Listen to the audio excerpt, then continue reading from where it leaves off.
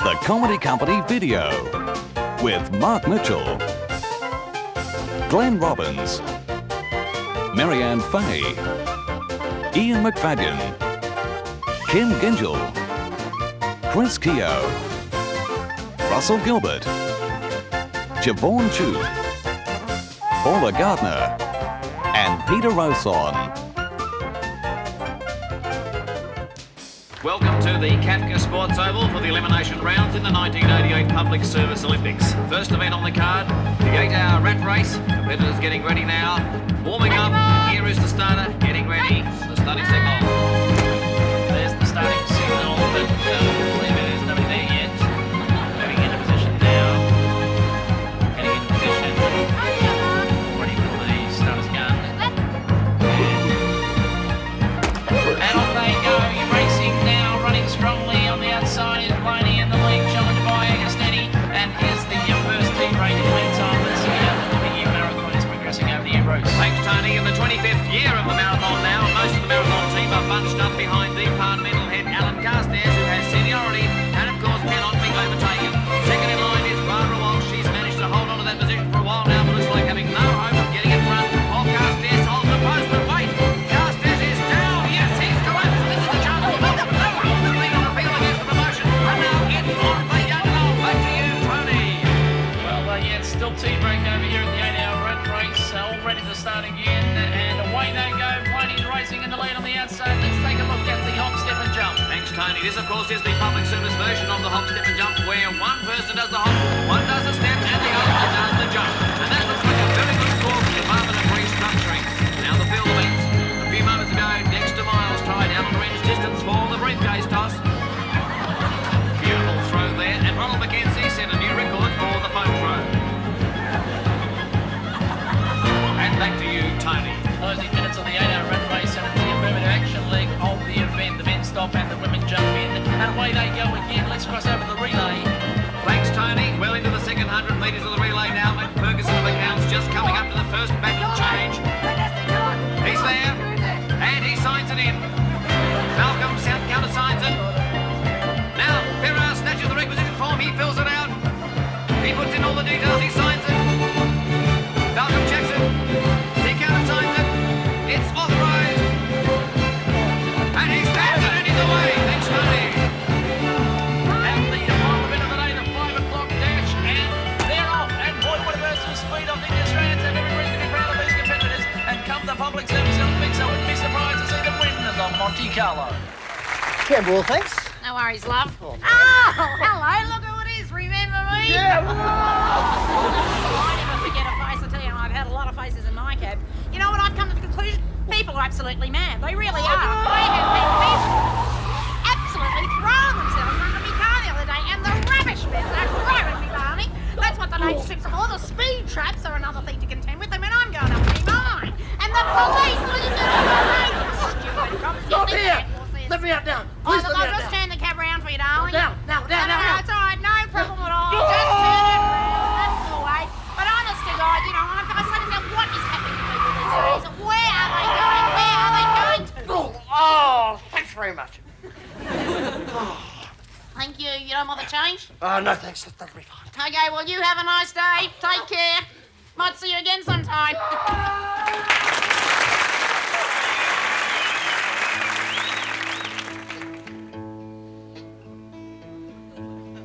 You just call out my name, and you know wherever I am, I'll come running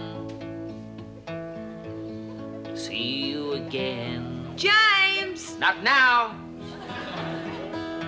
Winter, spring, summer, or fall, all you got to do is call. James! Will you shut up? And I'll be there, yeah, yeah. You got a friend, yeah. James! Will you shut up when I'm trying to write songs? Hi, my name's Kylie. And guess what? I was at McDonald's and this really cute guy who works there was just staring his guts out at me the whole time. So I smiled at him like this. And guess what? He comes over and he goes, sorry, I just couldn't help staring. And I go, oh, it's okay, it happens all the time. And he goes, nah, your dress is caught up in your undies. So embarrassed. But then we just got raving, and guess what? He asked me out. So good. It was like my first date not at a car wash. So rapt, because he is really cute, and we are so compatible, because guess what? He is a Libra, and so would I have been if I had have been born then. And anyway, yesterday he comes over, and Mum answers the door, and so bad, she goes, Kylie, there's a girlfriend here to see you. Can you believe it? Just because his voice hasn't broken yet. And just because he's got long hair. And then the worst thing, Mum is doing the ironing in the living room, just like we are poor people or something. And she asks me to help fold the clean clothes.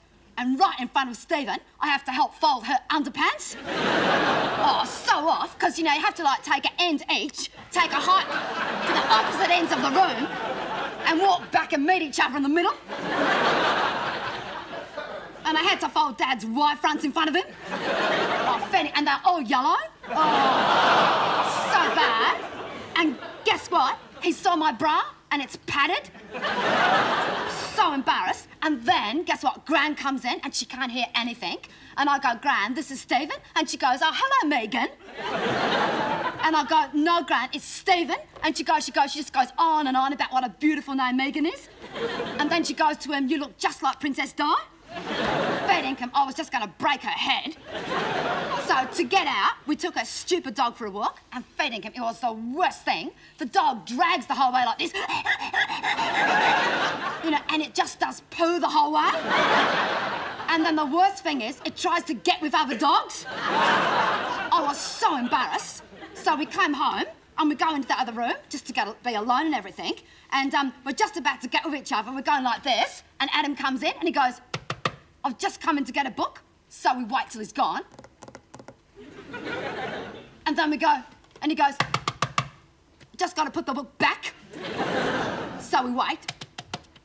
And then we hear, so I go, I just grab the dictionary and I throw it at his head. But guess what? It wasn't Adam, it was Dad. And it wasn't his head.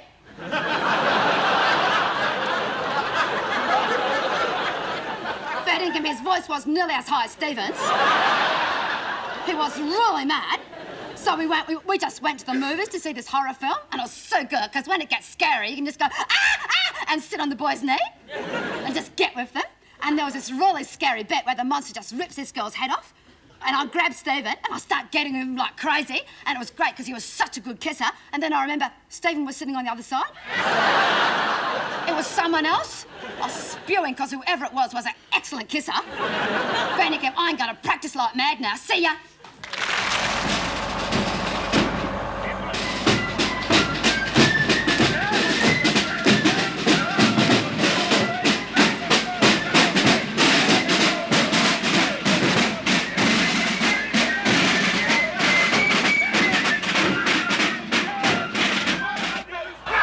Okay, you blokes. Oh, look, for starters, I don't want a pack of girls. Point your pants down a bit like men. Get back your socks down. What are you planning? Hey, Kevin, what are you planning? Being a mason? Get them back down. Okay, right, let me see your guts. Come on, let it go. Let it go. That's all right. Where's your guts, son? Wife's got it, sir. Oh, fair enough then. Okay. Now, you blokes have been handpicked to continue the long fight by the council against the ratepayers. Now, it will be long and hard, but there are opportunities there for great rewards. You'll be able to wake up people at 4 a.m. in the morning, and you'll get the chance to dent their garbage cans. What do you say? Interested?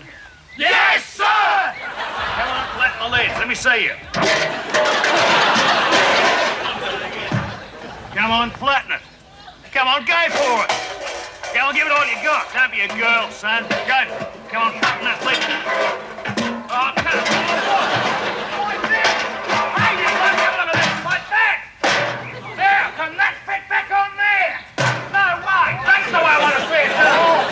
Now, you will from time to time come across one of these. This is a plastic, bendable, non-breakable rubbish bin lid. Now, there's only one thing you can do when you come across something like this. Frisbee. See what I mean? Okay, stand by. Right, 1, Frisbee 2, Frisbee 3, Frisbee 4. Hey, good on you, son. You got it in the tree. Hey, Kevin, try and get one on the roof. Try again, Kevin. All right, you blokes. The basic rules. Waking the ratepayers. And the rule is simple. Clink, clank, clunk. What is it?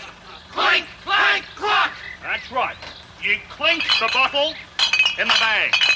You clank the lid of the bin. And you clunk the bin on the truck. Okay. When you've done that, you finish up with this. Thump the truck. All right. And the red. Let me hear you. All right. Can't hear you. All right. All right, Plumber. Take it away. Red.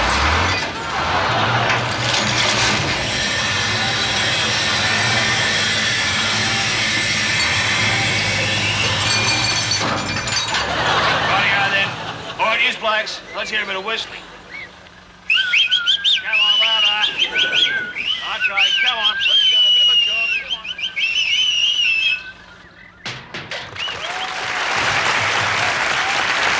Every day, thousands of Australians suffer injuries on trains. Injuries such as getting your head caught in the door,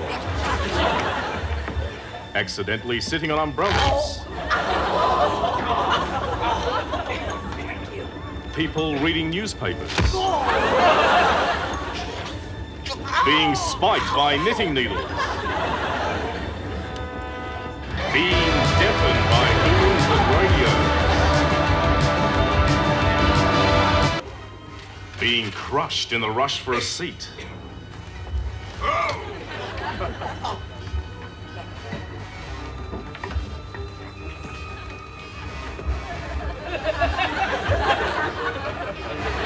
being breathed on by drunks, and suffocation from body ache, concussion from falling bags, being accused of molesting,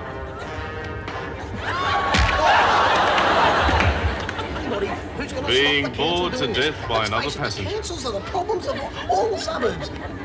people with unusual luggage,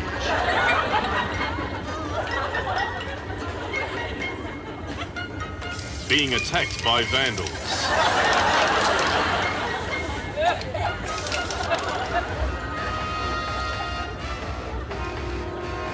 and forgetting the train is an express.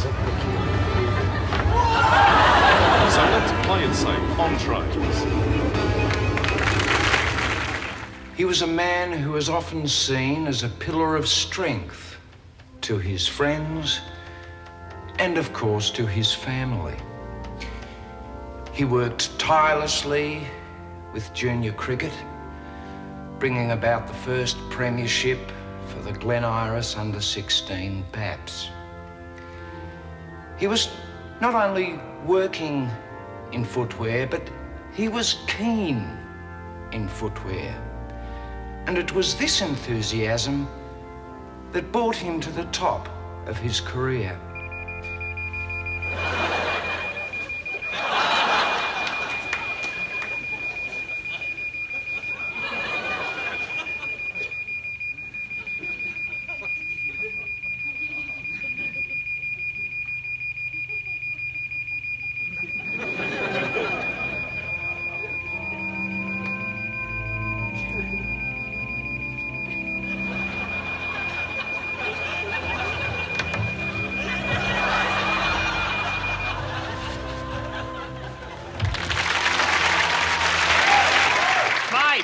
How's the party? It's good. Yeah, good. Yeah, How's the car?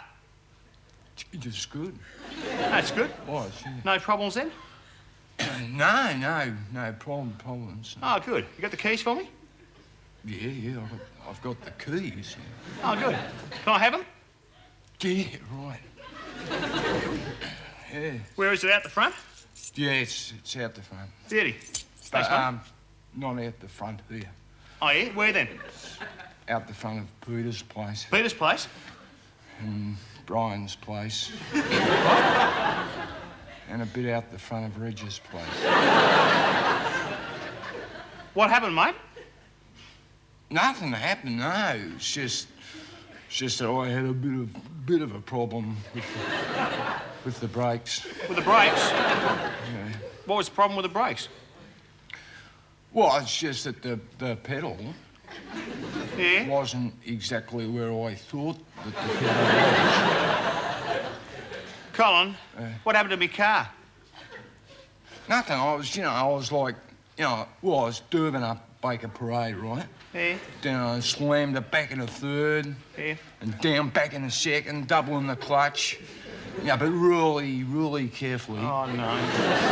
And then I come into Baker Parade and then into Spence Street, doing a whirling into it, but really carefully again. It's this real careful little whirly. In my car? Yeah, and that's when I saw this truck that come out of nowhere. Out of nowhere? Yeah, like it must have gone through a green light or something. Because that's when I went to hit the brakes and they didn't sort of... Your car didn't stop? No, it stopped. Sort of, eventually. What do you mean, eventually? Well, when I saw the truck on, I just sort of... You hit it? You hit the truck? Yeah, I hit the truck. But I think that me hitting the truck was what caused the effect. What effect? The bouncing off the parked car type effect. You mean to tell me that you collided with a truck and bounced off parked cars? Yeah, but... In my car? I was doing you a favour. What favour? Well, on account of me not having my licence, I was trying to get home real fast. So that I wasn't driving for as long without me licence. You could have been killed. Yeah. Must have been my lucky day, huh? Remember when you were only little and you got your very first bank book to teach you how to save? Every week, you'd put a little bit of money in to build for your future. 30 years on, you're a grown-up, but you're still putting in that little bit every week because the bank you helped build is charging you 17% on your own. Which bank? Because now, if that guy, is he or is he not the brother of the murderer, or what? No, he's an insurance... He's pretending to be the insurance salesman, remember? Right? That's why he's disguised, because he's in love with her, so he's trying to kill him, the guy there in the hat. Remember? I thought the other guy was the insurance. He's a painter, isn't he? He's not a painter. That was the flashback. It never happened. It was a dream sequence, remember? No, the guy that came in with the big nose and the hat, right? Yeah. Wasn't he the one that was trying to kill her? No, he's got nothing... It's his sister. He can't love his... You want to make love to his sister. That's a man. If you just listen for 5 minutes, you would understand the movie. It's always the same. It's the same. You just don't listen. God. Are you sick of this happening to you every time you sit down to watch a good movie? You can't keep up. The storyline is just too confusing. Well, now, relief is just a phone call away. Call the Explanation Company, and one of our trained staff will come to your home and bring you right up to date with a movie you're watching. The insurance salesman. The insurance salesman and the painter are both trying to kill that man there with the hat, the man who always wears the hat. And they both happen to be in love with the hat man's sister. Okay? Right. Our trained staff will also explain other shows, such as the news. No, the Prime Minister is the one there with the grey hair. See him? That one there? That's the one, yes, the one with the golf club. Current affairs. No, they're not from another planet.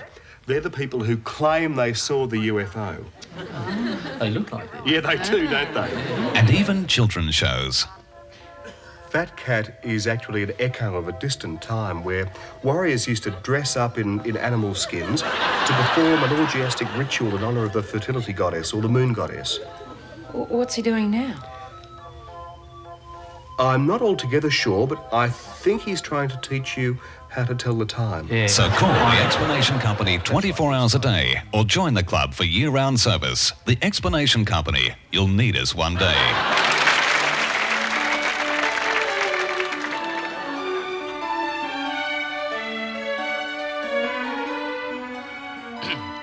Hello, and welcome. I have great pleasure tonight in presenting a tribute to an Australian artist who has not only been forgotten, but who has also, even in his own lifetime, been absolutely unknown. Archibald Reynolds made a contribution to Australian burlesque which simply cannot be underestimated. His work is only now beginning to receive the attention it deserves. Tonight, we present this documentary on his life, produced in collaboration with the BBC.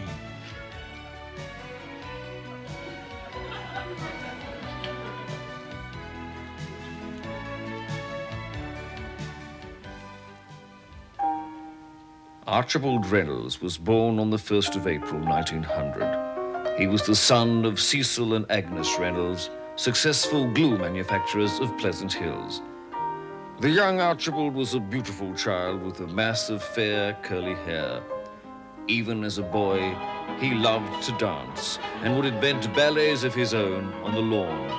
But as he grew older, fate was to play Archibald a cruel trick. It was thought that Archibald's build would banish hopes of his being a dancer, but he shocked his parents by announcing that he was going to audition for the Borovansky Ballet.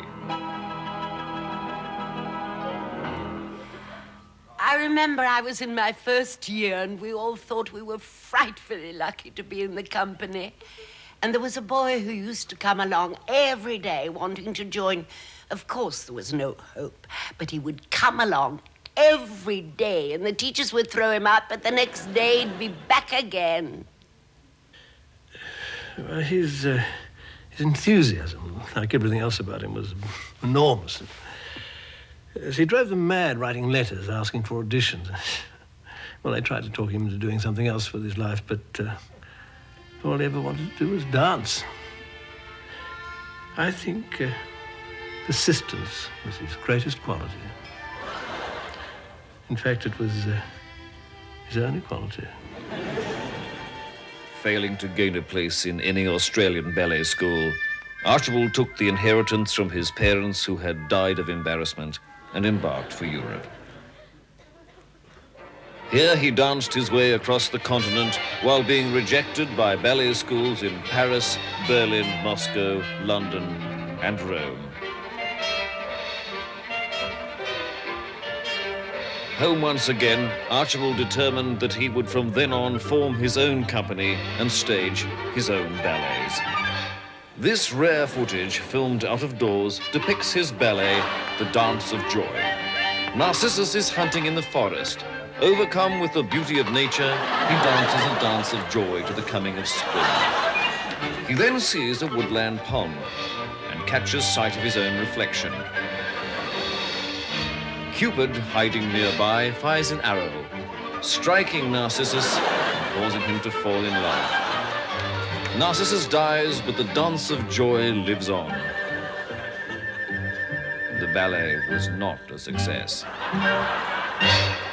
I think the Dance of Joy was very ahead of its time. Very. In fact, I don't think the world will ever be ready for it. They passed a law prohibiting him from ever doing another public performance. Yes, I think it was after that Archie became a bit of a recluse. Disappointed by adverse public reaction, Archibald locked himself away in his hotel room and devoted himself entirely to developing new forms of dance. Finally, in 1938, the inevitable happened.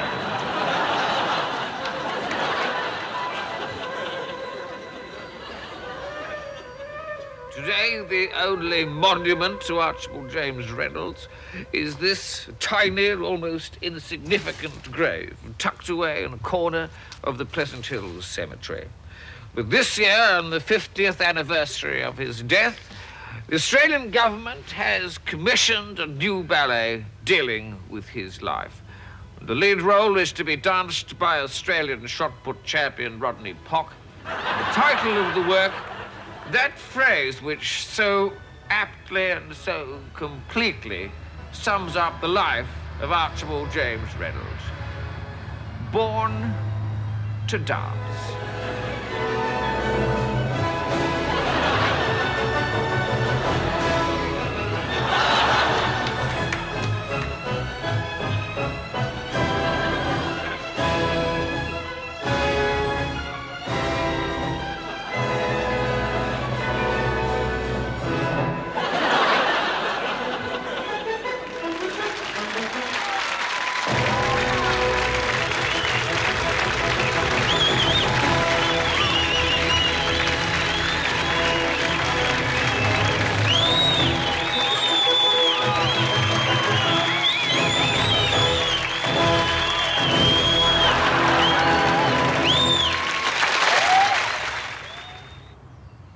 Okay, we'll just bring you down over here. Peter, is it? Yeah, that's right. Right. I'm Greg.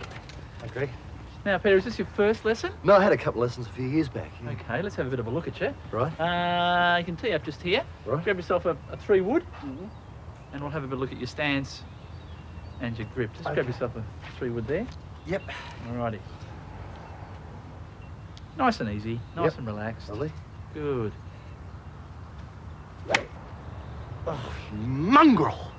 No, that was more of a bastard. Let me show you how to do a mongrel. Right. Very important when you do a mongrel Yep. that you aim correctly. Now, you see how I've come off that and it's nearly hit that lady there and it's gone right into the creek. Yeah. That is a mongrel. Make sure you follow through and throw your club down like that. Throw it hard. Good. Now, grab your bag very quickly and throw the bag down hard. Okay, nice with the clubs coming out. Now, how does that feel? Feels great, yeah, Okay. feels really good. Now, that's enough for today, I think. Yeah? So that'll be $100. $100? Yeah. You bastard! Good. See you next week.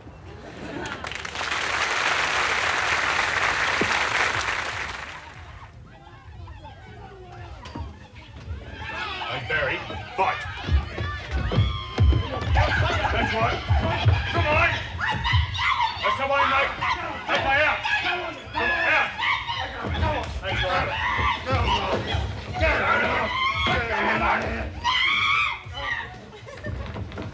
And you can take your bloody roses with you. Can I help you, mate? Yeah, mate. How much are these? Well, they're the Reebok Pro, mate. They're $250. Oh. Yeah, very expensive. They're for professional sportsmen and women. Right. We have other ranges. We have the Puma Semi-Pro, the Adidas Like to Have a Hit on the Weekends, Right. the Nike Absolutely Hopeless, and the Slazenger Spectator for the person who just likes to watch sport, not actually play. Oh. Well, they all look pretty good. Well, which one takes your fancy? To be quite honest, I just want to wear them around the office. Well, I think you know which ones you need. Reebok Pro. This is why I hate staying at your parents' place. They want to have grandchildren. This is no way to go about it. Why do I always have to have single beds? Ian, it's just for one night, and they don't have another double bed. They don't have any double bed at all. That's the problem. Well, they like it that way. Oh, it's weird. It's weird married couples sleeping in separate beds. They have single beds for a reason, Ian, because Mum likes a soft bed and Dad likes it hard, right? Mum likes to sleep under a window, Dad can't stand fresh air. Mum likes eating in bed, Dad can't stand crumbs. You mean it's genetic crumbs in bed? Ian, I don't drop crumbs in bed. Well, somebody does, Mary Ann. Well, it's not me. Oh, I see. There's some secret visitor who breaks into our house every day and puts crumbs in the bed, blunts my razor, squeezes the toothpaste in the middle, takes all the toilet paper, and then shoots through. Is that right? Maybe. Oh. I'm going to sleep. Good night. Good luck to you if you can go to sleep. Look at this. Look at this. Look at this. Look at this bed. Shh! Don't move around so much. What's wrong? It makes a bed squeak. What's wrong with a squeaky bed? Well, I just don't like it, all right? Just don't move. What are you talking about, Mary Ann? Why can't I move in the bed? It's a squeaky bed. Don't make so much noise. It'll make my parents think things. What things? You know. Mary Ann, we're married. I know, but I don't want them thinking we're doing stuff, all right? Mary Ann, we're married. We're supposed to do stuff, in case your parents haven't imagined that yet. Not here, Ian. Not at my parents' house. Why? Not with them in the next room. Why? What, are you afraid they might get some ideas? About time they got a few ideas. Might be a good thing. It might remind them what marriage is all about. Ian, shh! They're my parents, and I don't want them thinking stuff, OK? Well, I think it's time they did think some stuff. I think it's time they did think some stuff. Stop it, Ian! What? Stop it! All right. Admit that you put crumbs in the bed. No. Ian, shush! Stop it! Ian! Stop it! Oh, Mary, that's incredible. All right, all right. I put crumbs in the bed, all right? And you steal my razor blade. You are a pig. What? What did you say, Mary? What did you Ian, call me? Call me that. All right, you're lovely, you're beautiful, you're sexy and handsome, all right? So shut Okay. up. You promised never to borrow my underwear again? Promise Yes! never to borrow? Yes! Ah. You're a pig, Ian. This is very good, Mary. We should visit your parents more often. Mary! Oh, can I sleep in your bed? Coming to the closing stages of the tournament, and it's been a truly remarkable event. Knight to rook 4. Rook to queen 7. Checkmate. Absolutely amazing. This young Russian chess champion, Yuri Bakunin, not yet 16, beating 15 of the world's most distinguished masters Knight to knight blindfolded. 6. Checkmate. Thank you. That's the second last one now, coming up to Ulyanov. Ulyanov already has been checked twice. Bishop 2, bishop 3. Rook to queen 1. Checkmate. Yes, he's done it. What an incredible effort. What an amazing chess player. What a brilliant mind. Oh, what a pity.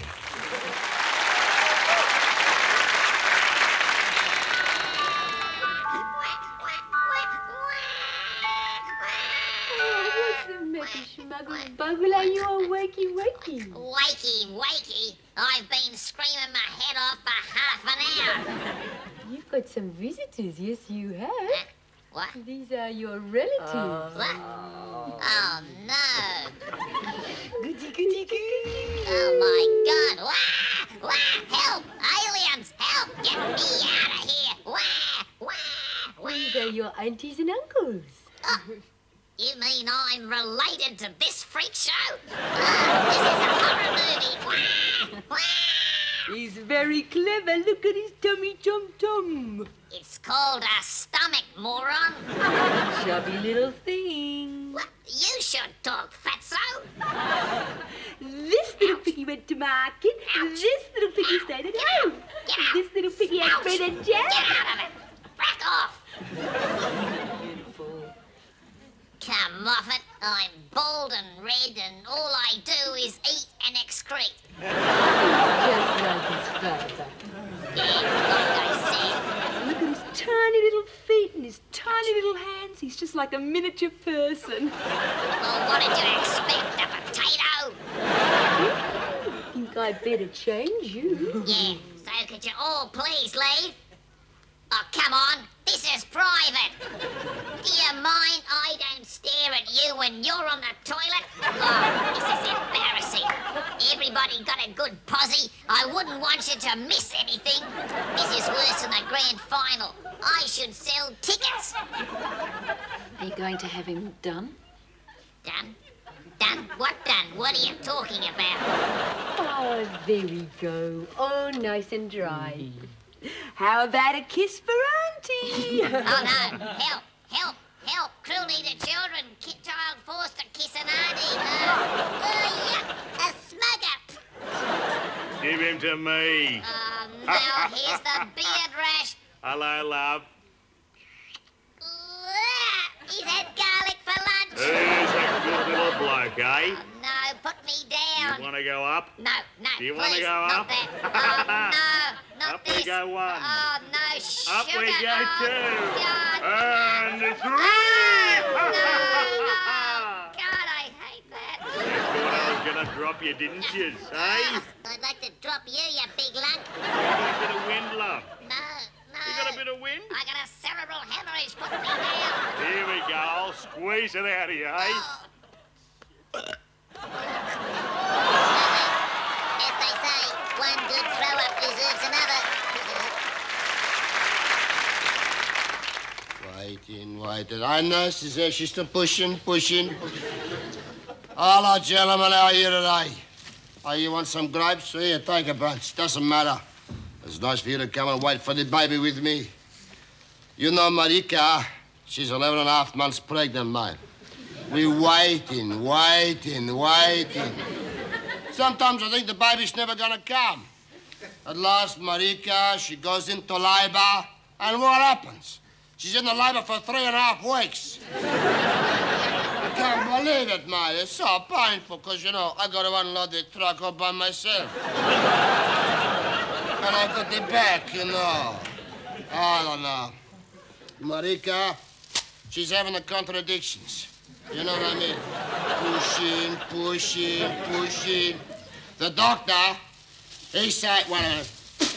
The doctor, he said if the baby not come out soon, we're gonna have to seduce her. I said, that's how we got into trouble in the first place. You know, the pregnancy make Marika go funny. The other day, she says you want to eat the chocolate, she want to eat the bread, the fruit, a chicken, maybe a couple of chickens. You know what I mean? Oh, it's bad to see her lose her appetite like this. That's why I bring this shop in here, so I can all be with her all the time. And, you know, make a bit of money. Let's come in here. You know, the gentlemen who come here to the hospital, they buy the grapes for the people. But the people never eat them, because they're sick. So I go around, get him off the tables, and sell him to the gentlemen again.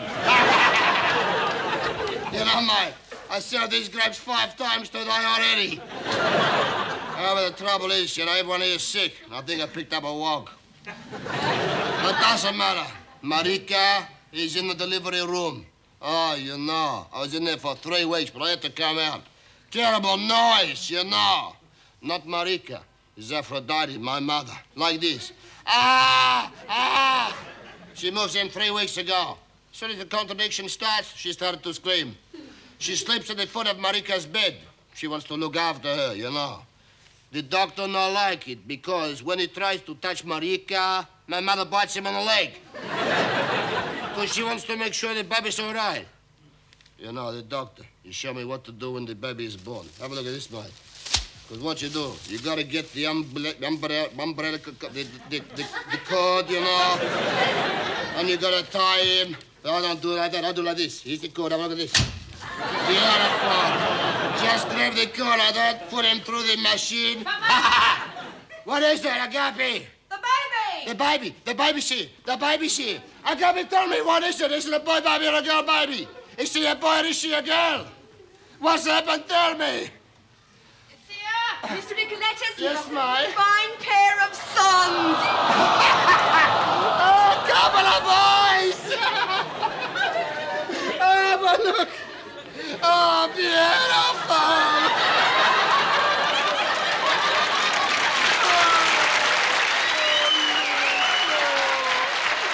Happy birthday, gentlemen. Good luck to your family. Oh, la, la, la.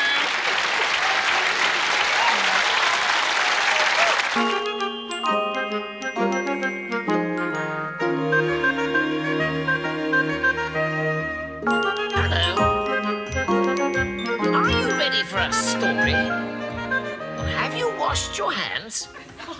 Very well. Let's begin. Today I'm going to tell you the story of Harry the Hunter. Harry was a hunter. He had great big brown boots. He had a big blue jacket. And he had a red hunting cap. He also had a great big double-barrel shotgun. One morning, Harry the Hunter woke up so early it was still dark. He put on his boots and his jacket and he went out into the wetlands. He went right into the cold, muddy water and he waited there for the sun to come up. After a while, the sun did come up, and Harry saw a family of ducks flying over the wetlands. Harry raised his gun and pulled the trigger. Boom went the father duck. Boom went the mother duck. And boom, boom, boom went all the little baby ducks. All that was left was a pile of feathers. Harry the Hunter was hungry then, so he went home and he had a very big breakfast of bacon and eggs. But the ducks had no breakfast at all. Wasn't that a lovely story? Do you know someone like Harry the Hunter? I know I do. I'll be back with another story very soon. Bye-bye.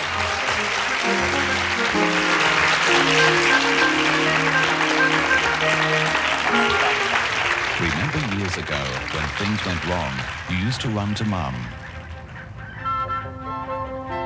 And Mum always knew just what to do. She used mercurochrome to take the sting away.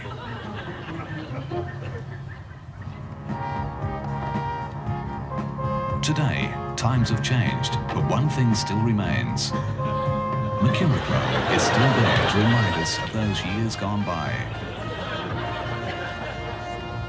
Mercurochrome, the stain that lasts as long as a mother's love. Shut up! Everybody just shut up! Just shut up for 1 minute! Just shut up for 1 minute! In a minute, okay? What's the matter? You shouldn't talk like that. Don't talk. Nobody talk like that. Rude talk. Don't you talk like that. Talk like what? Talk like that. Talking to that girl over there. The girl. What girl? The girl there. The girl with the thing in the hair and the face and the legs and the thing. Don't you talk like that. God. Why not? Because that is my sister. Oh. She's good looking. Don't you say my sister's good looking. Do you ever say my sister's good looking? I'll kill you until you are dead. I'll kill you until you are dead. Okay. Do you say okay? Don't say nothing. Don't say okay. Don't say nothing, all right? She has been like a brother to me, all right? I'll kill you until you're dead. For 1 minute, I'll kill you. I'll kill all of you. My sister has been like a sister to my brother, me. Do you do that face? Do you do that face? What face? Do you do that face? The face you do when you think of dirty thoughts about my sister. Do you think dirty thoughts about... No one think dirty thoughts about my sister. I'll kill you all until you're dead. I wasn't doing the face. You were doing the face just now, so you do the face, a dirty face. Nah. There's a problem with you. None of you have no respect for women. No respect for women. Too many dirty thoughts. No respect for women. Dirty thoughts. All right. Stupid face. Kill you till you're all dead. And guess what? What? It's not my sister. Come here.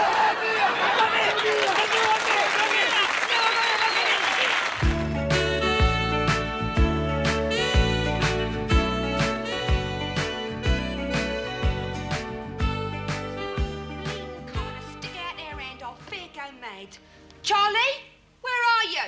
Hey, what's up with you then? Fair enough, that's what. I've been shaking hands since 9 o'clock this morning. Fair got RSI. What's that then? Raw shaking injury. Where you been anyway? Well, down the Labour Exchange, ain't I? And? Well, they don't have no jobs, did they? Not for kings. But didn't you tell them about your experience? You can ride polo ponies and open trade fairs and fly helicopters. Yeah, well, they got nothing for me, have they? Nothing higher than an earl. I'm not doing a courier's job. Oh, bleeding hopeless. Why didn't they send you to a comprehensive? Well, you know I'm no good with subjects, do you? But at least you would have had a trade. On the other hand, if your mum had let go her grip on the family business, Look, leave off about me mum, right? Charlie, why don't you grow up? You're getting worse than your brother. Look what they said about him in the paper. What? Look, it said Edward Windsor is wooden and lacklustre and should give it up immediately. Yeah, well, I told him this acting business was a mistake, didn't I? What acting? That's a review of the Royal Tour of Canada, isn't it? Is that you, Di? Oh, God. Don't tell me shit. Hello, Charlie. Hello. Hello, Di. Hello. Ooh, is that a new sweater? Yeah, I bought it for Escott. Oh, it's a nice change, dear. Last year you looked like one of the jockeys. Yeah, well, it's better than looking like one of the horses, isn't it? What's that, love? Nothing. I think I'll go soak my feet. Charlie, you coming up? I suppose so.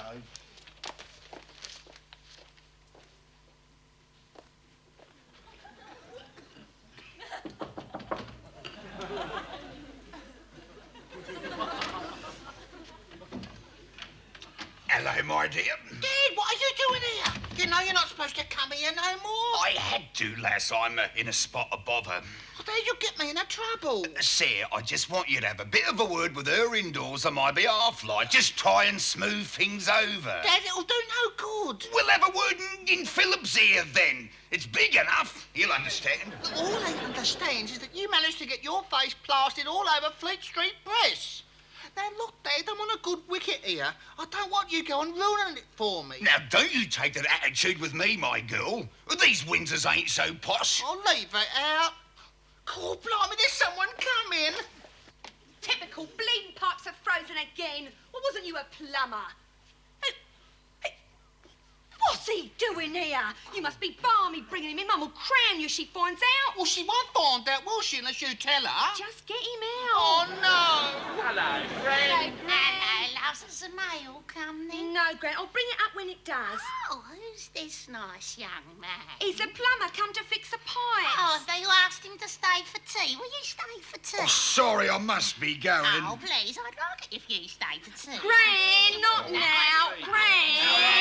Hello? What's all this then? Hello, Mum. Have a nice day. Don't you worry about me day. Who's this? It's a plumber. What, the plumber? Oh, you bring a few of your little helpers, did you? Well, Mum, actually, it's not the, I know who it is.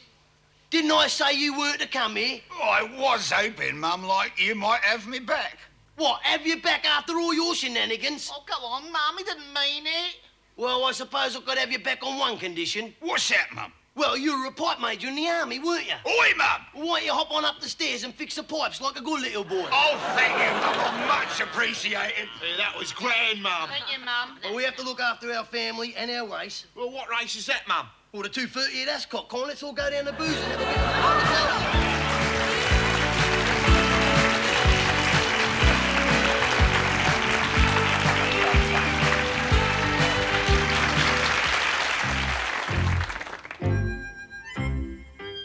First of all, hi and welcome to Home Leavers Hints. Well, if you've been going out a bit, the chances are that you've met a girl, and you'll probably want to invite her somewhere. No, Craig, you don't invite her back to your place because it's a pigsty. A pigsty. You take her to a restaurant. A restaurant. Well, this is nice, isn't it?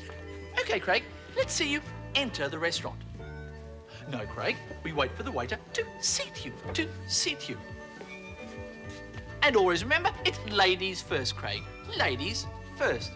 Good. And Craig, you can sit over there.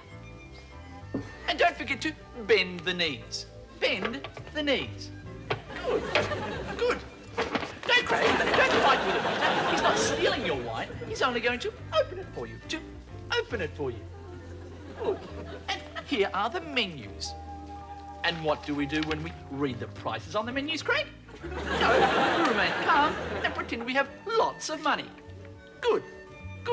Now, you've ordered your meal, and here it comes. Okay, Craig, let's see you eat your food. No, Craig, we don't use our fingers like a pizza. We use our knife and our fork. Now, which one's the knife? The knife is the flat one. And the fork is the... No, Craig, that's the spoon. The fork is the one with the pointy bits on the end. Good. Okay, Craig, let's see you chop up your food. No, Craig, use the sharp end of the knife. The sharp end of the knife. Good. Okay, into the mouth it goes. And don't forget to chew each piece 15 times. 15 times.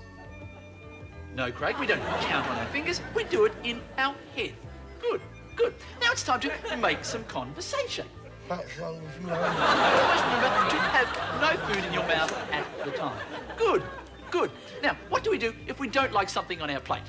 We just simply leave it on the side of our plate. The side of our plate. Good. Now, what do we do after we've finished eating? Craig, we use our napkin. No, we don't use it as a hanky. We simply wipe our mouth with it. Good. Okay, after that, we pay the bill and leave the restaurant. But don't forget to tip the waiter. Craig, tip the waiter.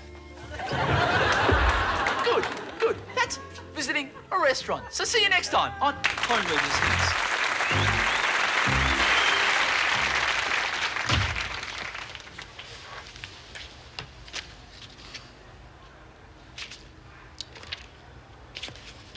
What is the reason for your trip?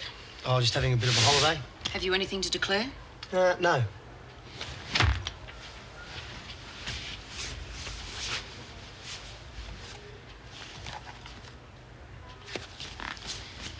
Thank you, sir. Enjoy your trip. Thank you. Excuse me, sir. May I see your wrist? The Digital Alarm Watch. Another fine product from Bastards Incorporated.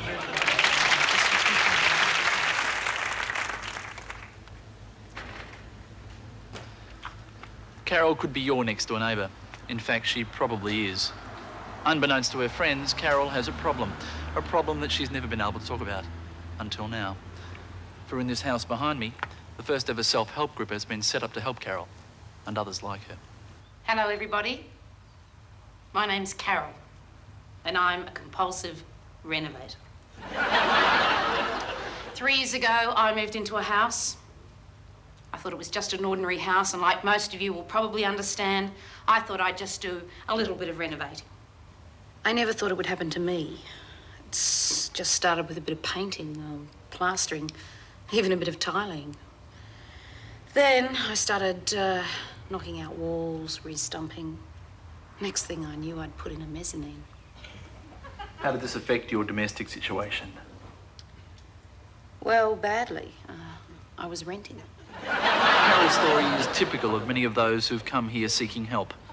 Michael was a chronic sandblaster, renovating up to 3 houses at once before being institutionalised. I guess I was out of control. I really didn't know what I was doing. So they hospitalised me, and I wallpapered 3 wards. I painted another 6. And finally, I put a jacuzzi in the delivery ward. That's when they sent me here. Can we finish it now? Can we turn that off? Please. Today, Michael helps other renovators come to terms with their condition. What's that in your pocket? Nothing. Oh, just a packet of cigarettes. Come on, mate, hand it over. Come on. What's that in your arm, mate? Oh, just a bit of a skin rash I've been getting. That's paint, isn't it?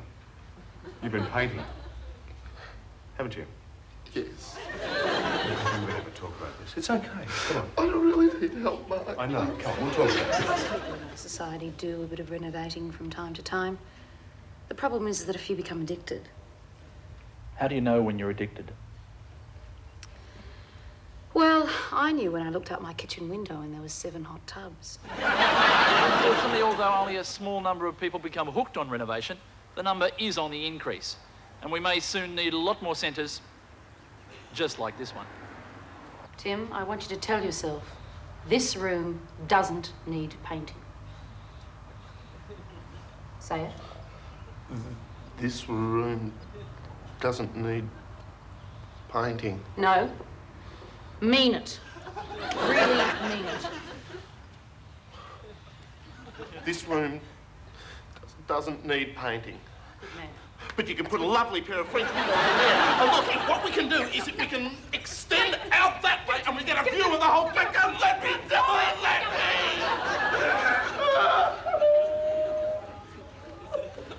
Malcolm Willison, ambulance. Yes, Oh, yes. beauty. All right, your shot. Okay. I've got one. Oh, give us a hint. What is it? Okay. Roger, over, Shirl. Oh, Paul Cronin, Matlock Police, motorcycle police. Yes. Okay, my shot. Okay. Fire engine. No.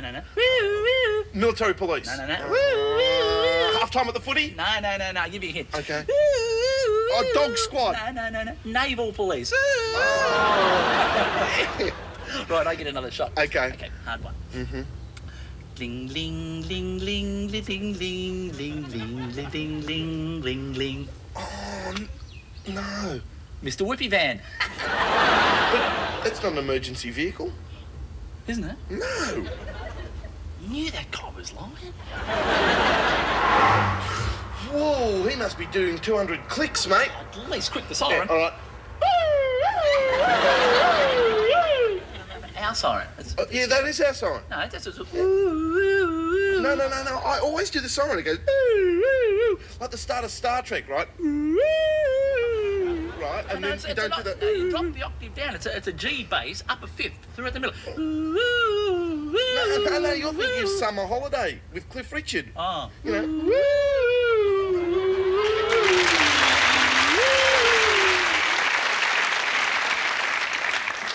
Hi, my name's Kylie, and you know how it was my birthday today? Well, guess what I got? A year's private tuition in maths. Spewing, and guess what? My spat little brother made me this. Doubly spewing. And then Mum and Dad reckon we have to go to Nana's, and I go, "Boy, you can't make me." And guess what? They made me. So embarrassing, you know, because it was a special occasion. I was allowed to ask Dino. Whoopie-doo. And driving there was so bad, because every time we tried to kiss, Adam, my spat little brother, just dobs on us. You know, and he keeps going like this all the time. He goes... he's so gross. And I go, "Oh, don't pick your nose, Adam." And he goes, "I wasn't. I was just going..." Which is bull, because he was going... You know, and he goes, "Oh, Mum, Kylie's looking at me," you know, as if it's a criminal offence. You know, Mum goes, "Oh, Kylie, grow up." And I mean, all I did was go... You know, and I was just giving Adam a Chinese burn, you know, like really gently. Yeah, it was. And Mum just goes mental at me. It was so unfair, especially on my birthday.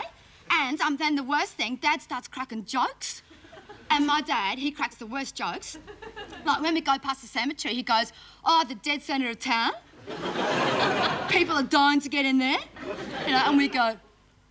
And he goes, "You know, why can't people living in Pleasant Hills be buried in the Greenvale Cemetery? Because they're still alive." And everyone goes, you know, no one laughs at all. And so Mum goes, "You know, let's play I Spy." Spack, you know. And she starts and she goes, "I spy with modelise something beginning with G." And I go, "I know, goldfish." And Mum goes, "No, Kylie, you have to be able to see it." And I go, "I can." And she goes, "Where?" And I go, "It's in Adam's pocket." And Dad, he just goes back and hits the brakes. And Mum goes, "I never said you could bring a goldfish, Adam." And Adam goes, "Duh. You never said I couldn't." So we have to stop and bury it. And then we get to Nana's and I have to kiss her. And feeding her, she's so prickly, it really hurts. And she goes, you know, "Oh, aren't you a big girl?" Fair income, I was going to punch her. You know, and she goes, "You're going to look just like your mother?" And I go, "Yeah, if I stick my head in a microwave." You know, and then she gives me this card with $2 and goes, "Don't spend it all at once." Like, she hasn't even heard of inflation. You know, and then we had to stay for tea. Oh, and it was so bad. Like, she gives us this soup, and I go, "What's this?" And she goes, "It's bean soup." And I go, "I don't care what it's been, what is it?" And Dino just bursts out laughing, and he goes, and it just all goes all over the table. So funny, we just couldn't stop laughing. And then Nana starts going on about the wogs next door. You know, and she reckons they keep throwing rubbish over the fence. And Dino goes, "Why don't you try eating it? It'll taste better than this." And Dad just goes ape. He goes, "Oh, he's so angry, he can't think of anything to go." And then Nana, she just goes white and falls off her chair. And we had to take her to hospital. And fair dinkum, if it hadn't been for that, it would have been the spackest birthday ever. See yas.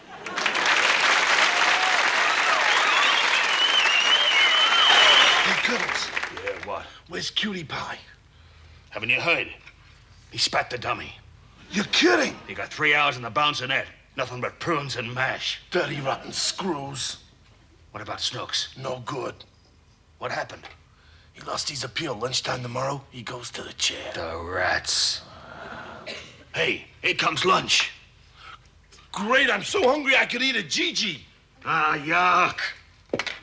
Nothing but custard and potato. I'm not eating this slop!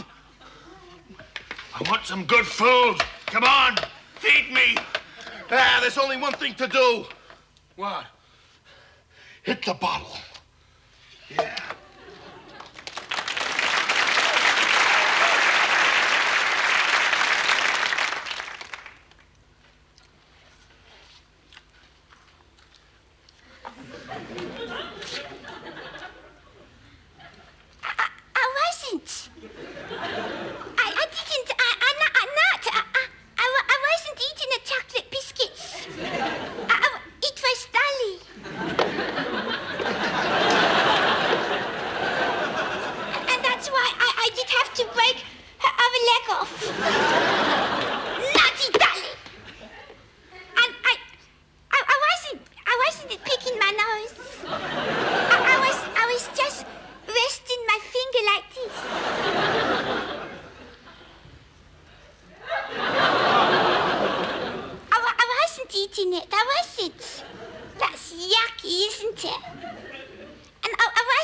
watching Dolly swimming in a toilet.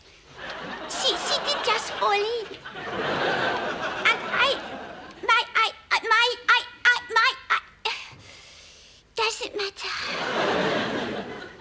I can count to 1,000, I can. 1, 2, 3, 59, 64, 125,000. And I got very long hair if I go like this.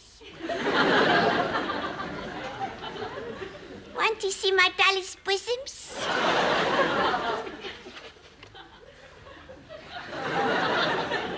Very little. I got bosoms. I got feet. Because I'm a girl. Because girls have pink and bosoms and long hair and boys have got trucks and wibbly winkies. That's rude, isn't it? My daddy has got one. And he's as bigger than the whole world. Because that's what he did tell Auntie Denise. And I have got a secret. I have, but I'm not telling because it's a secret. Okay, I tell. My sister did say that God did make everything in the world. But that's liars, isn't it? Because he didn't make these. Because that's rude, isn't it? She does tell fibs. And she has got very bad manners because she does eat like this. And that's not manners, is it? I eat like this.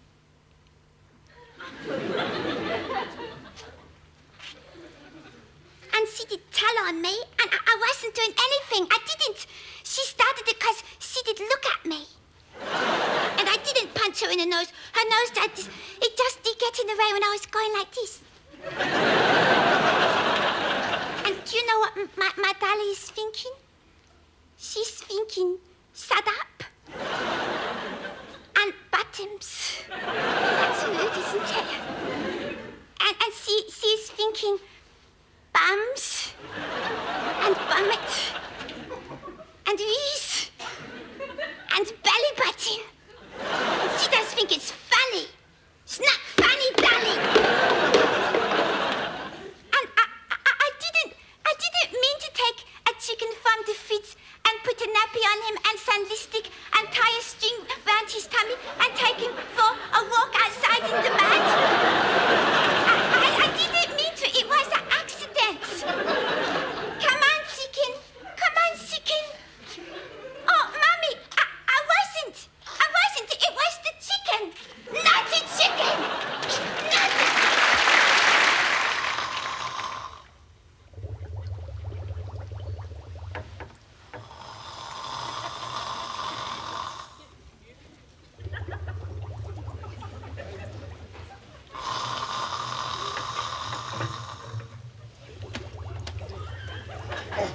Smell it?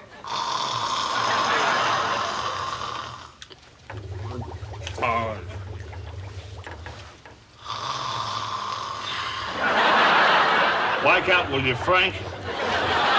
Bloody nuisance.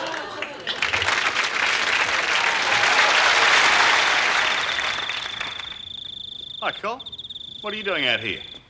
I'm just looking at the stars. Yeah, they're great, aren't they?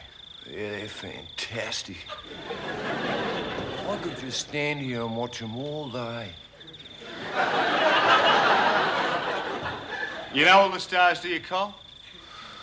Yeah, I'm familiar with the main constellations. You mean constellations? Yeah, and them too. Hey, mate, what's that one? Well, that one up there that's Leo the Lion. So called because if you join all the stars together, they make a lion with 8 legs. And those ones overhead, that's all called the Milky Way. Because join all of them together, they make a huge chocolate bar. Hey, Cole. Yeah? What's that cluster up there? That is the beautiful Ford Galaxy. So called because if you join all... Yeah, I get a picture. Yeah. I'm not sure what that one is there. Is that one up there? Yeah. It's the moon. Yeah, it is now, yeah. Yeah, I know that. Did you know that the moon affects the tides? The tides? You know, like how old people are always tired. Yeah? That's because the moon's affecting them. Oh, yeah? Yeah. Well, look, shooting star. What are you doing, Cole? Cole? Making a wish. I can't tell you what it is. Mate, it's a satellite. No, it's an electric guitar. Oh, rats! Now one come true. Yeah, sorry, mate.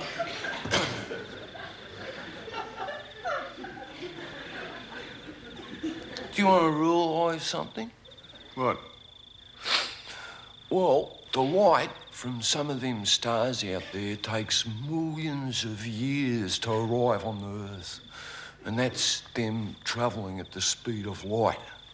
How fast is that, Cole?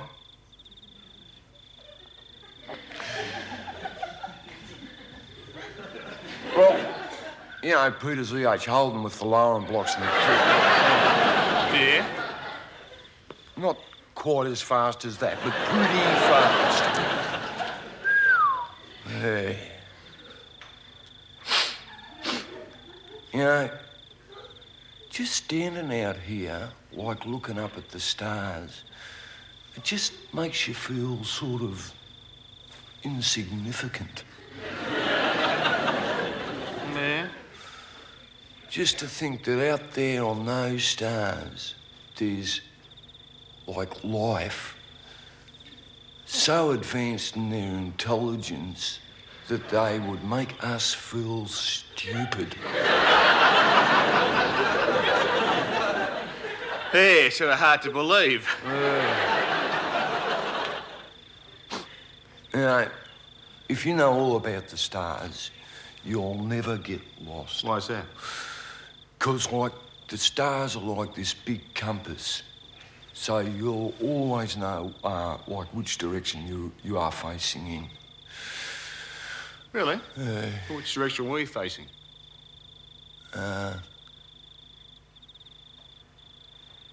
That way. Daryl Wilkins is 33 and married with 2 children. Daryl leads a perfectly normal life, except that Daryl suffers from a tragic affliction. Darling, I can't find the can opener. I can't see the can opener anywhere. Oh, it's right in front of your eyes. Sorry. Daryl suffers from domestic blindness, a condition where he cannot see ordinary objects that are right in front of him. Darling, where are my tennis socks? In the sock drawer. I've looked, they're not here. Honestly, they were there a minute ago. They were right there in front of you, in your sock drawer. Domestic blindness can strike anyone. It particularly strikes husbands, making them incapable of seeing kitchen utensils, items of clothing, and the remote control for the video recorder. Daryl was sensible. He sought help before it was too late. Daryl, find the can opener. Just take your time. Domestic blindness can be cured, but only with your help. When our door knockers call on you this weekend, ask your wife where your wallet is and give generously. This has been a community service announcement. You did it, Daryl. It's right there. You did it. Of course, not all comedy company sketches made it into the show. Here's a couple from the cutting room floor. Oh, you just got back from the chemist's? Yes, I decided it was time to take some action. I was sick and tired of hearing people making rude comments about me weight. I want to buy some diet pills. No, of course not, silly. Bought some earplugs.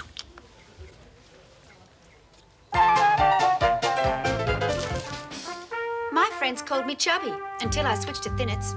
All of a sudden, I started showing off at sport, singing in public, and trying to act younger than I really am. I became really irritating, thanks to the thinnets diet. In the first week, I lost 7 friends. Then I lost 2 friends each week after that. Thinnets can work for you. It did for me. My friends don't call me chubby anymore. In fact, they don't call me at all.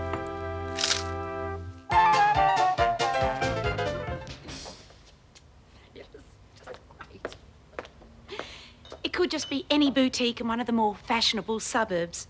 But Shay Shack Up is a new concept in merchandising. It provides clothes and accessories for the couple who, when it comes to making that big decision in life, don't.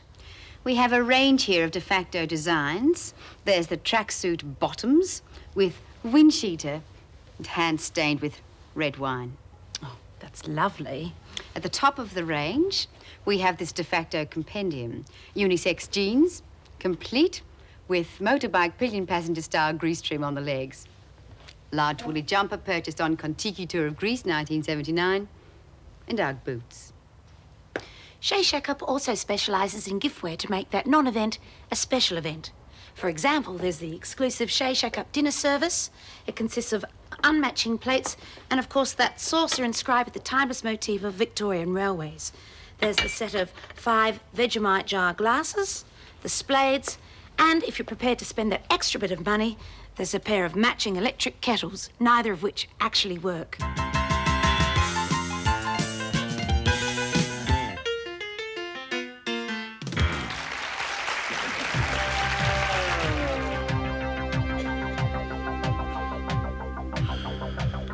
Yeah, I used to do odd jobs for her all the time, you know. I used to drive around and that, mow the lawns, take her to do her shopping. And then this, I really didn't expect it.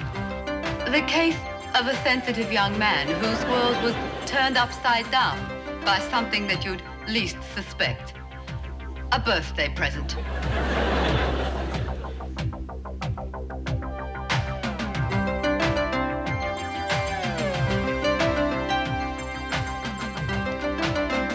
Hello, and welcome to this week's edition of The Interferers.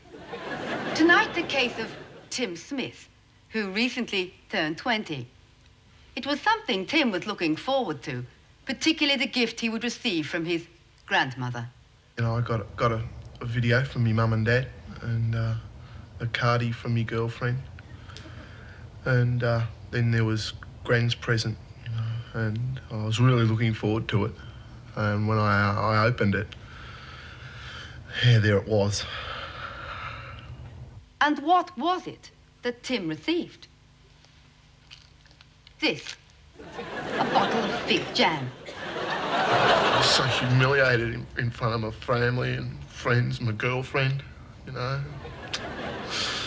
I haven't been able to sleep, and I've left my job, and I might even have to sell my car. Well, we tried to ring Gran, only to find that, as is common with these sorts of operators, she had no phone. This is what happened when we called on her. Mrs. Smith, Sonia Hughes here from The Interferers. We have a few questions we'd like to ask you. Would you let us in, please? Go away. There are just a few questions we would like to ask. Go away. Mrs. Smith, in the name of the media, let us in. Well, it looks like Mrs. Smith doesn't want to talk. So we've decided we'll have to force our way in. Brutus. Yes, Sonia.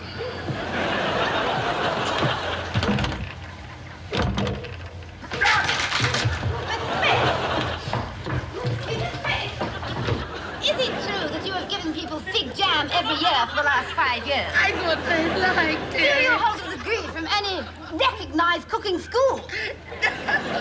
Are you a recognized food manufacturer? Has the Police Department inspected these premises? Well, as you can see, Mrs. Smith is a born liar. Well, as you can see, the health department has definitely not inspected this kitchen. And there is evidence that Mrs. Smith is harboring live animals in an area where foodstuffs are regularly prepared. And here's the equipment used for making the product. I wonder how many other unsuspecting victims Mrs. Smith had in mind. Perhaps we'll take some of this for analysis. We tested this substance and found it to contain fragments of leaf, bark, twigs, paraffin wax, a number of human hairs, grey in colour, and at least twice the legal limit of Nivea hand cream. When we went back to confront Mrs. Smith with these allegations, she made a run for it. Mrs. Smith! Mrs. Smith! Do you admit your guilt, Mrs. Smith? Mrs. Smith, no! Mrs. Smith! Mrs. Smith is currently in hiding inside this hospital after very conveniently being hit by a truck. It came as no surprise to us to find that Mrs. Smith operated under a number of aliases. Granny, Nanny, Mrs. George Smith, Mum, Joyce, Joycey, Nan, Gran, Mother, Old Lady Smith, Smithy. Mrs. Smith has temporarily escaped our attention whilst she undergoes surgery. But when she comes out of hiding, you can rest assured that we will be waiting for her. We'll be back after this break with the following stories. I set the table every night, I rake the leaves, tidy my room, run messages. For that, I get $2.50 pocket money every week. Well, looking at the Maintenance Workers Agreement in conjunction with the Catering Industries and the Couriers and Conveyors Award, this kid should be getting a minimum of $368 a week, plus overtime, seasonally adjusted, tea money, travelling costs, and all other expenses. When I got married, I thought my wedding night was going to be something really special, something to remember. And it wasn't. And after all the build-up and that, I feel really cheated. And I think something should be done about it. Oh, I never promised her anything special. Other than the right thing by her. Anyway, what does she expect? I tried pretty hard. I enjoyed myself. Coming up next on The Interference. On a jet plane, I don't know when I'll be back again. Oh, babe, I need to go. Oh, yeah, yeah, yeah. I'm having a good time. I'm having a good time.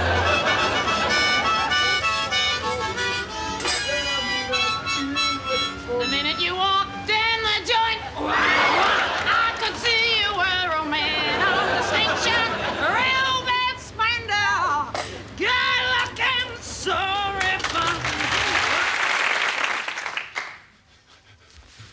Who big dogs? Big dogs! Who big dogs? We bite! Who big dogs? We bite! Come here, we do big dogs and we bite! We bite! Big dogs! We... What, we're not too feeling too well, are you, mate, there? Had a bit of a late night. Went out on a date. Really? Anyone I know? Yeah, Bridget. Whoa! The Poodle. I heard she was a bit stuck up, actually, mate. Oh, you're not wrong. She's got a pedigree that goes back 25 generations. Only chases Volvos. She looked down her nose at me when I took her to the dump master behind McDonald's, I can tell you that much. You don't want to mess around with her, mate. You know what she's got. What? The big F. Eh? Please. Oh, no. Did you, did you have a flea collar on? No, I didn't think I'd need one.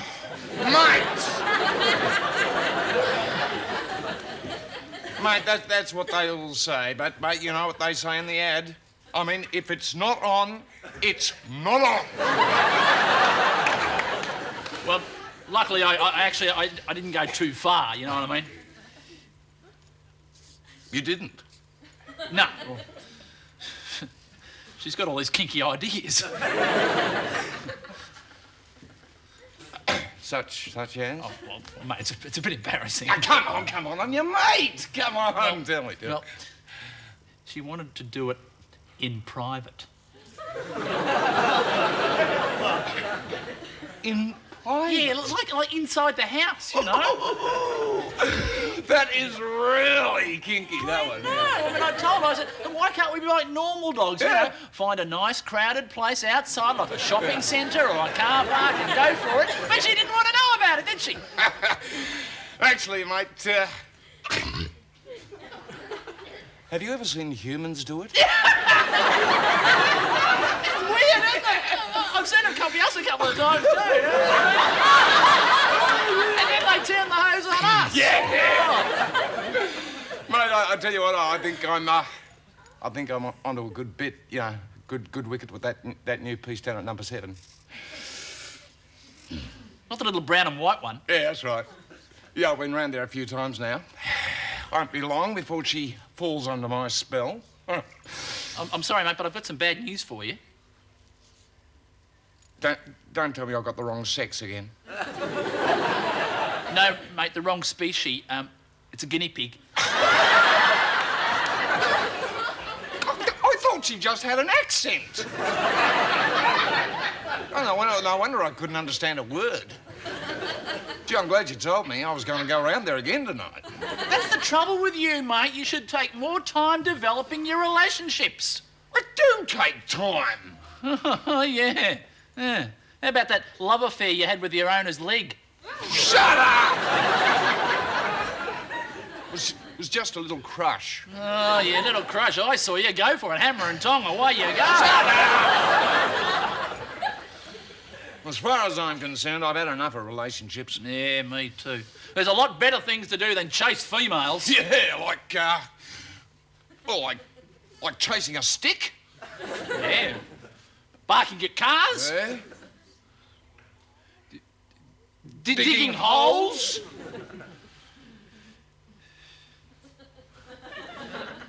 Can I borrow your flea collar tonight, mate?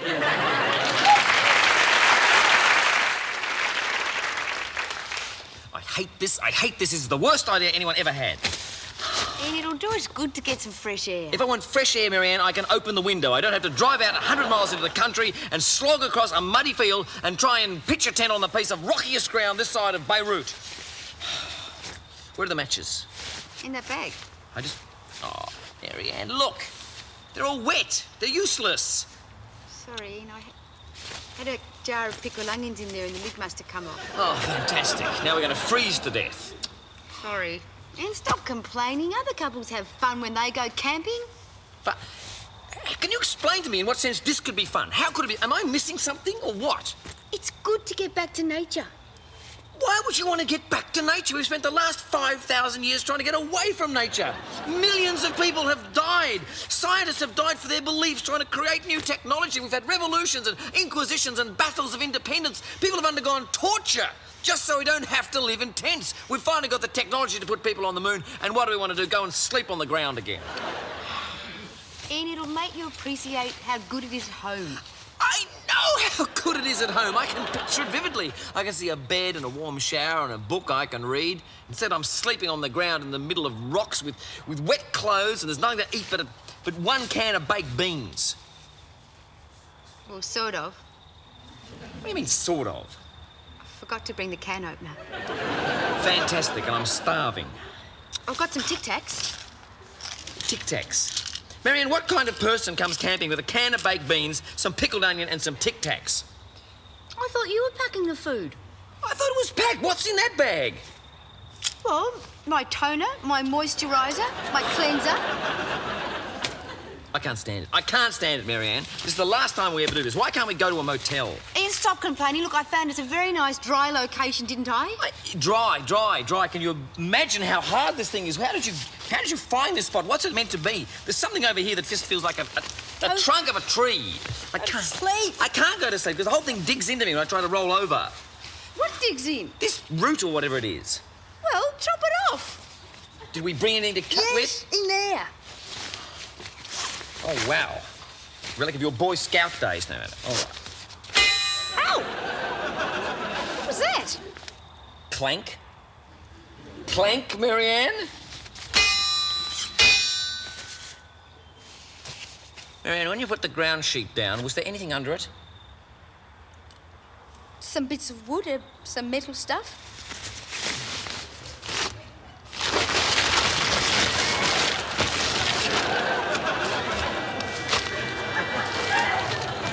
Marianne, get out of the tent. Get out of the tent, Marianne. Why? Just get out of the tent. Why? Get out of that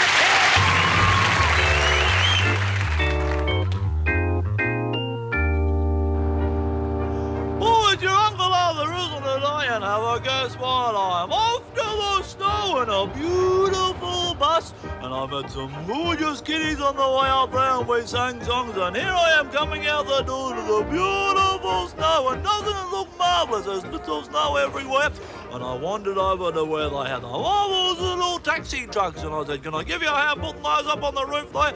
And I 1, 2, 3, boom, we'll throw it over there like that, and boom, we'll throw him there like that, and we'll make sure it's all nice, neat and tidy. He said, thank you very much, Uncle Arthur, and I hopped into the back of that taxi truck there, and all the beautiful girlies, and they said, hop in there, Uncle Arthur. I said, no worries, I'm looking forward to a marvellous day at the snow, and I put my special snowy shoes on, and I don't think anyone minded me putting them on in the back of that truck there, and I pulled up, and I was all ready to hop out there and wander around and have a look and have a really marvellous time. So I hopped down there, and they gave me a bit of a push and stood me up, and I wandered out, and before you know it, boom, I was having fun, wasn't I? And I looked around, and there was some kids throwing some snowy balls. I said, all righty, you throw us in a bit of another one. Oh, it's a fun with you. There you go, you young scallywags. I knew those snowshoes would come in handy, didn't I, eh? And I wandered off, no worries at all, over to the ski scale, and I'm doing a lefties and a righties and twiddling up the knees, and we're all having a bit of fun, aren't we, eh? And I said, thank you very much, Uncle Arthur. If you'd like to do your very special dance over there, we would appreciate that, no worries at all. And I thought, I'll take some photographs out on Boogie Street, and boy, what decided they'd fall over with some very special photographs, didn't they, eh? So I got a photograph of that little one there, just like that. There you go, and another one like that, and another one just like that. And they were marvellous photographs of the kids having fun, and I looked around for the team buller skiing team who do aerial robotics, don't they, eh? And up on the air they go, but I couldn't find them anywhere. I was looking around here, they must have been asleep, because I didn't see them anywhere around the place, but it didn't matter. I was still having fun, wasn't I, eh? And I wandered down and looked around for the beautiful view, and I thought, I'll try a bit of an echo, won't I, eh? I said, hello! And they said, hello, how are you, Uncle Arthur? I said, fine, thank you very much. And I decided I'd a little snowy bally down the little hill and see if it gets as big as they say. And there he goes. Look at me little ball go down the hill there. I was having fun. And I got a little bit worried because it was a little bit big, didn't I? And it was rolling all the way down towards the kids who I'd caught the bus up with. And they said, well, there's a bit of a snowball coming towards us. And I said, look, there goes my snowball. Are you having fun? Boom, there you go. It was the biggest snowball they'd ever seen in their life. And I wandered off. Well, I won't be making another one of those. In for my lunch, I thought. In for the beautiful fire. And I warmed my little handies there. And I was looking forward to drying myself out because I'd got a little bit icy, hadn't I, eh? And that felt marvellous. It really did warm me up. As warm as toast, and all the girlies were saying, yes, it does feel better, doesn't Uncle Arthur? And I pulled me sockies off, all 8 pairs, and hung them out in front of the fire, didn't I, eh? So they'd be all nice and warm when I went out back into the snow. And I hopped this into some very special tea in a glass, and I had about 8 glasses of it, and it was beautiful. It warmed you up inside and made you feel a little bit funny as well. And there's one thing that you like to do when you've been having a drink of special drinks is to wander outside and go around a very special private place and have yourself a beautiful cup of tea, can't you, eh? Yum, yum, yum, yum. Nothing like a thermos. And I looked around, and some of the kids were making a beautiful snowman that looked like yours truly. So I said, skedaddle, you little scallywags, I said. How do you? And I thought, oh dear, I know it doesn't look like me, does it? Oh, perhaps it doesn't. It doesn't look too bad. So I stood up nice and neat and tidy and thought it wasn't a bad job after all, didn't I, eh? And then I decided to go on the wonderful cherry lift. I said, how do you do there, young matey? And I said, I'll give you some money and you can give me a ticket. And he said, how much is it here? $48. And I said, no worries. And there you go there. And there's 4.20 cents. And about half an hour later, I found enough money to get a special ticket on the chair left. And you just put yourself on there. I'm fairly experienced to this sort of thing. And I wandered out there. I didn't want that one. And I didn't want that one either. I was looking around. Where's the chair? I get onto this one. Well, I ain't no worries at all. And up the hill we went on the chair left. And I thought, I'll pull out my lunch that Auntie Dawn gave me. And I opened up the packet. And look at that. It was a beautiful sandwich. I wanted to get a little bit frozen. So I thought I'll pop him back in there and maybe have him for a bit of afternoon tea, won't I? Ain't no worries at all. I thought it was a good opportunity to have a look around at the beautiful view and say hello to all the kids. How are you there, young kids, I'm saying? And I'm looking around and saying, isn't it marvellous up here at Mount Buller? And I'm saying hello and look at the view down there. Isn't that marvellous? And whoa! I just wanted to get a very special view, didn't I, eh? And I was hanging on and swinging and doing loopy-de-loopies and having a marvellous time on the chairlift. And I managed to get myself back on and I hopped off there. And the man said, are you right there, Uncle Arthur? I said, I'm fairly experienced at this sort of thing. I'm going to have a bit of a wander and a look around. And some kids went past and said, hello there, Uncle Arthur, how are you? And I said, no worries at all. And I'll show you how to do some very special skiing. And I hopped on there and away I went. And I'm skiing down there and I'm doing some loop-de-doos and on some parallelies and a little bit of snowplow. And I didn't realise that I was actually a marvellous skier. I really was. All the way down the hill I went. And wasn't I having fun? And look at that, I really was a beautiful skier. As I went down the team, there's the team, they must have woken up. And then I went 1, 2, 3, there you go. Loop I did. And then they said you can be a member of our team. Anyway, that was my trip to the snow. Good on you, young kids, and see you next time.